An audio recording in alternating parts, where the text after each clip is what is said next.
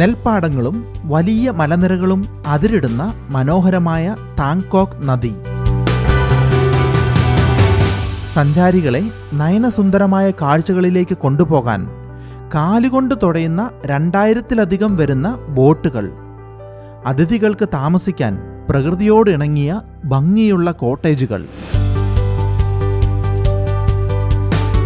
ഭീമാകാരമായ പാറകൾക്ക് താഴെയുള്ള ഗുഹകളിലൂടെ കാഴ്ചകൾ തേടി ഒരു യാത്ര.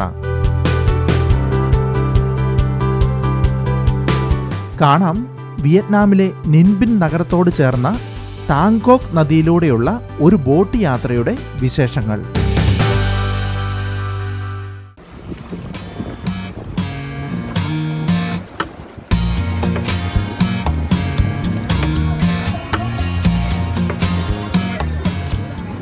വിയറ്റ്നാമിലെ നിൻബിൻ നഗരത്തിലെ താങ്കോക്ക് എന്ന പ്രദേശത്ത് ബോട്ടിങ്ങിനായി വന്നിരിക്കുകയാണിപ്പോൾ. ടിക്കറ്റ് കൗണ്ടറിന് മുന്നിൽ അകത്തേക്ക് കയറാൻ കാത്തു നിൽക്കുകയാണ്. ടിക്കറ്റ് എടുത്ത് ഉള്ളിലേക്ക് കയറി. ഇവിടെ നദിക്ക് സമീപത്തായി തന്നെയാണ് ടിക്കറ്റ് കൗണ്ടറുമുള്ളത്. സഞ്ചാരികളെ ടിക്കറ്റ് ചെക്ക് ചെയ്ത് ബോട്ടിലേക്ക് കയറ്റുകയാണിവിടെ. നിരവധി ബോട്ടുകളാണ് സഞ്ചാരികളെയും കാത്ത് പുഴയിൽ കിടക്കുന്നത്. ഏകദേശം 2000-ലധികം ബോട്ടുകളാണ് ഇവിടെ സഞ്ചാരികളുമായി ഈ നദിയിലൂടെ യാത്ര നടത്തുന്നത്. പുഴയ്ക്കക്കരെ കാണുന്ന കെട്ടിടങ്ങൾ ഹോട്ടലുകളാണ്. ഇവിടെ എത്തുന്നവർക്ക് ഈ പ്രകൃതി ഭംഗി ആസ്വദിച്ച് പുഴയ്ക്കരികിൽ തന്നെ താമസിക്കാം.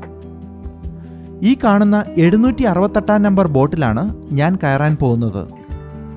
ഇതാണ് നമ്മുടെ തുഴച്ചിലുകാരൻ.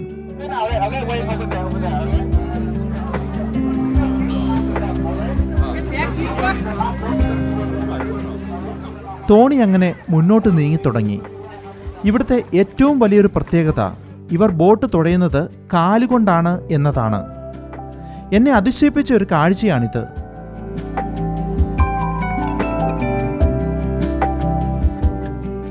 ജീവിതത്തിൽ ആദ്യമായിട്ടാണ് ഇങ്ങനെ കാലുകൊണ്ട് തുഴയുന്ന ഒരു ബോട്ടിൽ യാത്ര ചെയ്യുന്നത്. വളരെ അപൂർവം ആളുകളെ കൈകൊണ്ട് തുഴയുന്നുള്ളൂ. ബാക്കി തുഴച്ചിലുകാരെല്ലാം കാലുകൊണ്ടാണ് ബോട്ട് പായിക്കുന്നത്.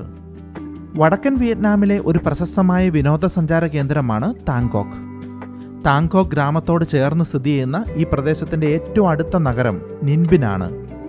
വിയറ്റ്നാമിൻ്റെ തലസ്ഥാന നഗരമായ ഹനോയിൽ നിന്നും 100 കിലോമീറ്ററാണ് ഇങ്ങോട്ടുള്ള ദൂരം. യുനെസ്കോയുടെ ലോക പൈതൃക സൈറ്റായ ട്രാങ് ആൻഡ് സീനിക് ലാൻഡ്സ്കേപ്പ് കോംപ്ലക്സിൻ്റെ ഭാഗമാണ് ഈ പ്രദേശവും. വലിയ ചുണ്ണാമ്പ് പാറകൾ, ഗുഹകൾ, നെൽപ്പാടങ്ങൾ എന്നിവയെല്ലാം ചേർന്ന് മനോഹരമായ ഒരു സ്ഥലമാണ് താങ്കോക്ക്.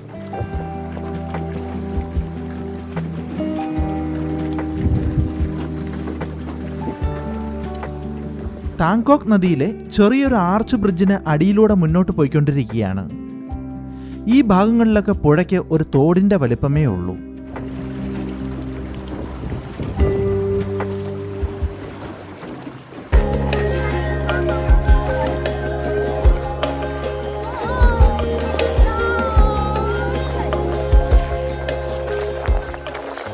വിനോദസഞ്ചാരികളുമായി ഇരുവശങ്ങളിലേക്കും ധാരാളം ബോട്ടുകൾ സർവീസ് നടത്തുന്നുണ്ട്.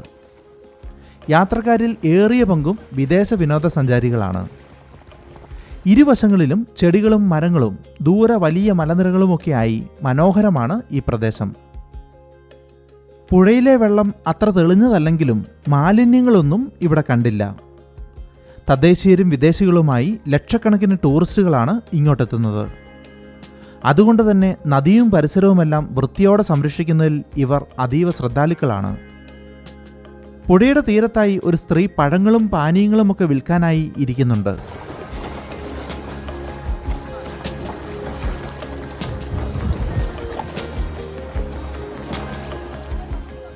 വലിയ മലനിരകൾ അതിരിടുന്ന ഒരു നദിയാണ് താങ്കോക്ക്. വശങ്ങളിലായി നിറയെ മരങ്ങളും കാണാം. അതിനൊക്കെ നടുവിലായി ഇങ്ങനെ ബോട്ടിൽ യാത്ര ചെയ്യുന്നത് അതിമനോഹരമാണ്. മലനിരകളും നെൽപ്പാടങ്ങളുമൊക്കെ കണ്ട് പുഴയിലൂടെ നല്ലൊരു യാത്ര സമ്മാനിക്കുന്ന ഈ സ്ഥലം ഒരു ദിവസം മുഴുവൻ ചെലവഴിക്കാൻ പറ്റിയ ഒരിടം തന്നെയാണ്. അങ്ങനെ യാത്ര ചെയ്ത് കുറച്ചുകൂടി വിശാലമായ ഒരിടത്തേക്ക് എത്തിയിരിക്കുന്നു. ഒരു വശത്ത് നെൽപ്പാടമാണ്. തുണി പോലെ എന്തോ വെച്ച് പുഴയും നെൽപ്പാടവും വേർതിരിച്ചിരിക്കുന്നു.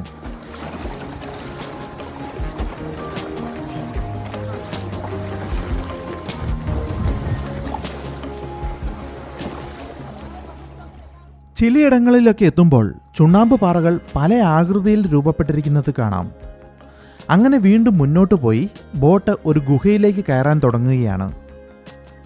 പുറമേ നിന്ന് ഒരുപാട് വലിപ്പം തോന്നുന്നില്ലെങ്കിലും ഈ ഗുഹയുടെ ഉൾഭാഗം വിശാലമാണ്. വെയിലേൽക്കാത്ത ഇടമായതിനാൽ ഇതിനുൾവശത്ത് ചെറിയ തണുപ്പ് അനുഭവപ്പെടുന്നുണ്ട്.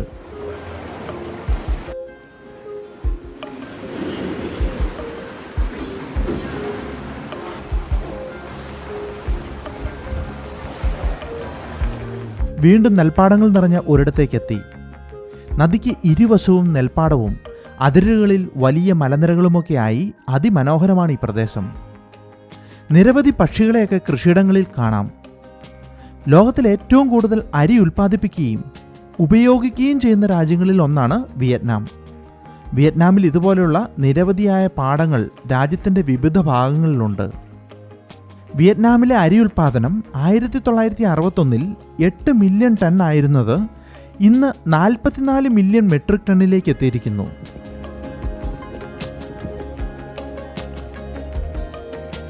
പുഴയിൽ നിറയെ സഞ്ചാരികളുമായി വന്ന ബോട്ടുകളാണ്. പുഴയിൽ എവിടെ നോക്കിയാലും ലൈഫ് ജാക്കറ്റിൻ്റെ ഓറഞ്ച് നിറം കാണാം.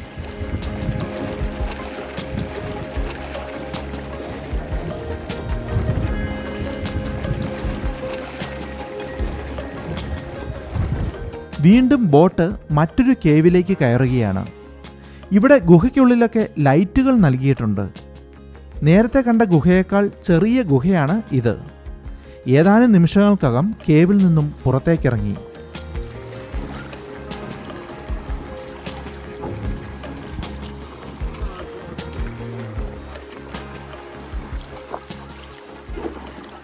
നേരത്തെ കണ്ട സ്ഥലങ്ങളിൽ നിന്നും അല്പം വ്യത്യാസമുണ്ട് ഈ സ്ഥലത്തിന്. സഞ്ചാരികൾക്കായി ഒരുക്കിയിരിക്കുന്ന ഒരു പാർക്കാണിത്. പുഴക്കരയിൽ പൂക്കളൊക്കെ വെച്ച് മനോഹരമാക്കിയിരിക്കുന്നു. പൂക്കൾ കൂടാതെ മുളങ്കൂട്ടങ്ങളും മരങ്ങളും നിറഞ്ഞ ഒരു പ്രദേശമാണിത്. ഇടയ്ക്ക് മരം കൊണ്ടുള്ള ചില കെട്ടിടങ്ങളും കാണാം.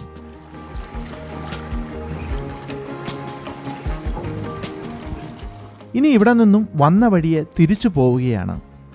നമ്മൾ ഇങ്ങോട്ട് വരുമ്പോൾ ആകാശം മൂടി നിൽക്കുകയായിരുന്നു. എന്നാൽ ഇപ്പോൾ ആകാശം തെളിഞ്ഞ് അല്പം കൂടി വെളിച്ചം പരന്നിരിക്കുന്നു. ഹനോയിൽ നിന്ന് താങ്കോക്കിലേക്ക് ബസ്സിലോ കാറിലോ വരാം. അതുമല്ലെങ്കിൽ ഇവിടെ ധാരാളം മോട്ടോർ ബൈക്കുകൾ വാടകയ്ക്ക് കിട്ടും. അതിലും ഇങ്ങോട്ടെത്താം. ബഡ്ജറ്റും സമയവും അനുസരിച്ച് വേണം ഏത് ഗതാഗത മാർഗം വേണമെന്ന് തിരഞ്ഞെടുക്കാൻ. വിയറ്റ്നാമിൻ്റെ തലസ്ഥാന നഗരമായ ഹനോയിൽ നിന്ന് നിൻബിൻ സിറ്റിയിലേക്ക് യാത്ര ചെയ്യാൻ വേണ്ട സമയം ഏകദേശം 2 മണിക്കൂറാണ്. നിൻബിൻ നഗരത്തിൽ നിന്ന് ഏകദേശം 11 കിലോമീറ്റർ ദൂരം സഞ്ചരിച്ചാൽ താങ്കോക്കിലേക്ക് എത്താനാകും. ഞാൻ ഇങ്ങോട്ട് വന്നത് ഗൈഡോടുകൂടിയ ഒരു ഗ്രൂപ്പിനൊപ്പം ടൂറിസ്റ്റ് ബസ്സിലാണ്. ഹനോയിലെ ഒരു ട്രാവൽ ഏജൻസിയാണ് ഈ ടൂർ അറേഞ്ച് ചെയ്ത് തന്നത്. ഗൈഡിനൊപ്പം യാത്ര ചെയ്യുമ്പോൾ നമുക്ക് ഓരോ പ്രദേശത്തെക്കുറിച്ചും കൂടുതൽ വിവരങ്ങളൊക്കെ അറിയാനാകും. അങ്ങനെ തിരിച്ചുള്ള യാത്രയിൽ ഇപ്പോൾ ഞാൻ എത്തിയിരിക്കുന്നത് ഒരു ടെമ്പിളിനടുത്താണ്. ഭീമാകാരമായ പാറയ്ക്ക് താഴെയായുള്ള ഒരു തായ് ക്ഷേത്രമാണിത്. ആ കാഴ്ചകളും കണ്ട് അങ്ങനെ മുന്നോട്ട് പോവുകയാണ്.